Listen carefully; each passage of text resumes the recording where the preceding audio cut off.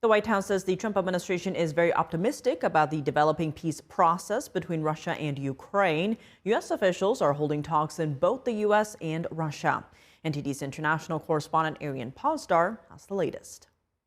They had very good talks with the Ukrainians in Florida, and now, of course, Special Envoy Witkoff is on his way to Russia. This is sort of the shuttle diplomacy that you've seen from this administration play out, where we speak equally with both sides. White House Press Secretary Karoline Leavitt praising the Trump administration's efforts in trying to end the fighting between Russia and Ukraine. She pointed to the fact that Special Envoy Steve Witkoff is traveling to Russia just one day after Secretary of State Marco Rubio met with Ukrainian representatives in Florida. After Rubio's meeting on Sunday, President Trump said that Ukraine still has domestic issues, pointing to ongoing corruption investigations.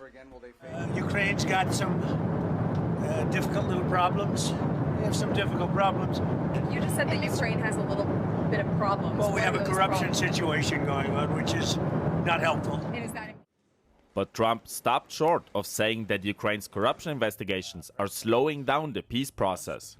Now on Monday, the White House was asked about Trump's comments, mentioning a statement by the previous administration which said there was no proof of widespread corruption in Ukraine.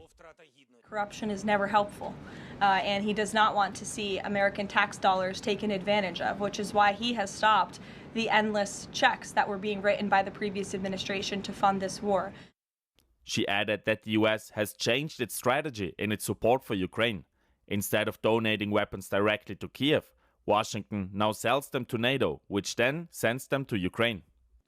Also on Monday, Russia confirming that President Vladimir Putin is set to meet with Witkoff, but a spokesman for the Kremlin suggesting that the talks on Tuesday will be held behind closed doors.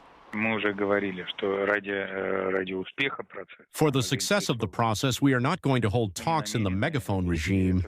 We are not going to hold any discussions via media. The spokesman declined to specify the issues Putin and Witkoff are set to discuss. Arian Pastar, NTD News.